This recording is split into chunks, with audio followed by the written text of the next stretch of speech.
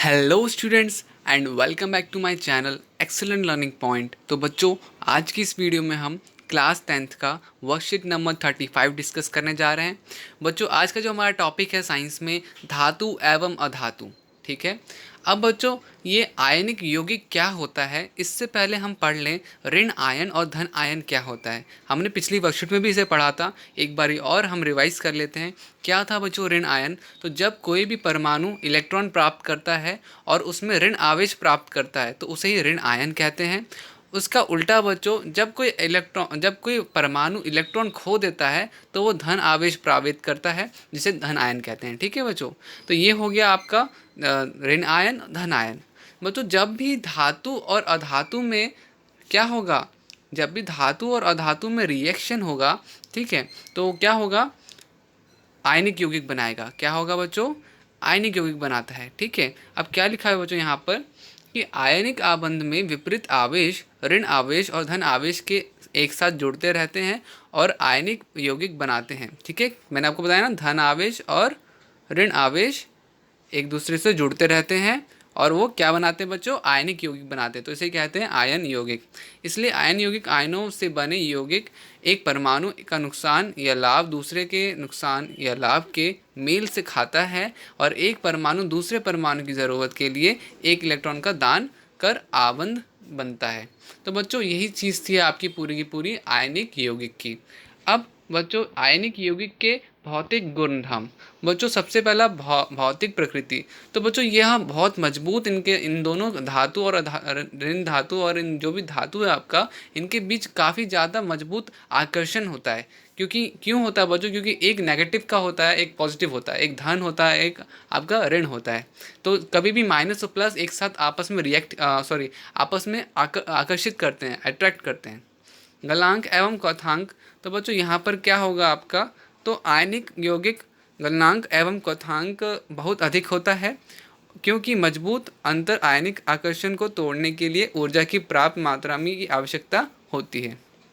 घुलनशीलता। तो बच्चों, एक पेट्रोल और केरोसिन को छोड़ के आयनिक कंपाउंड घुलनशील है। ठीक है।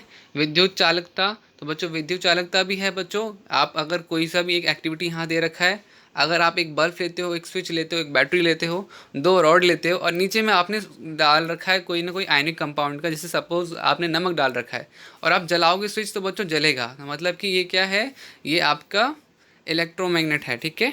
तो यहाँ पे क्या होगा बच्चों कि यहाँ पर ये विद्युत चालकता भी है। ठीक है। तो बच्चों, अभ्यास के कुछ प्रश्न हैं, तो बिना किसी टाइम वेस्ट किए क्वेश्चन आंसर्स को स्टार्ट करते हैं बच्चों। तो बच्चों, आपका पहला है परमाणु इलेक्ट्रॉन प्राप्त करते हैं, ऋण आवेश प्राप्त करते हैं, उन्हें ऋणायन क्या कहा जाता है, और दूसरा बच्चों धनायन। ठीक है। तो ये आपका फिल इन द ब्लैंक्स था, तो आप फिल कर देना वहाँ पर बच्चों। सेकंड था आयनिक यौगिक डैश डालने पर टुकड़ों में टूट जाता है, तो दाब डालने की वजह से बच्चों, प्रेशर डालने की वजह से वो टूटता है। थर्ड का आंसर है बच्चों, आयनिक यौगिक का गलनांक उच्च होता है। आयनिक यौगिक का गलनांक एक एवं क्वथनांक बहुत अधिक होता है, क्योंकि मजबूत अंतर आयनिक आकर्षण को तोड़ने के लिए ऊर्जा की पर्याप्त मात्रा की आवश्यकता होती है। ठीक है बच्चों, तो ये हो गया थर्ड का आंसर। फोर्थ, ठोस अवस्था में आयनिक यौगिक विद्युत का संचालक नहीं करते, लेकिन गलित अवस्था में करते हैं। कारण बताइए। तो बच्चों, यहाँ पे क्या होगा, आयनिक ठोस गलित अवस्था में विद्युत चालक होते हैं, परंतु ठोस अवस्था में नहीं।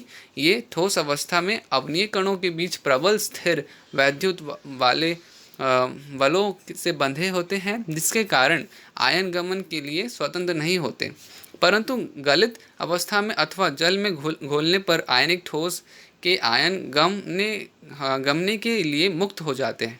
तो बच्चों, यहाँ पर फोर्थ का आंसर था। फिर उसके बाद फिफ्थ में बच्चों आपको पूरा डायग्राम बनाना है। डायग्राम बनाने के बाद बच्चों आपको ये पूरा क्या कहते हैं लिखना है स्टेटमेंट। ये पूरी एक्टिविटी है। एक्टिविटी क्या है? तो बच्चों, ये पूरी बैटरी जो हम क्या कहते हैं, किस तरह से हमने दिखाया कि क्या कहते हैं, यहाँ पर आप चला सकते हो, बिजली भी चला सकते हो, किसमें? आयनिक कंपाउंड में। तो ये था बच्चों आपका पूरा का पूरा फिफ्थ का आंसर। और आज की वीडियो में बच्चों इतना ही।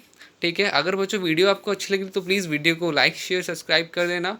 और मोस्ट इंपॉर्टेंट बच्चों, शेयर ज़रूर करना बच्चों। शेयर बहुत ज़रूरी है, अपने दोस्तों के साथ आप शेयर करो, तभी क्या कहते हैं यहाँ पर बच्चों लोगों के पास ये चीज़ पहुंच पाएगी और उनको भी अच्छे से अपनी वर्कशीट कर पाएंगे। तो ठीक है बच्चों, आज की वीडियो में इतना ही, बाकी मिलते हैं नेक्स्ट वीडियो में।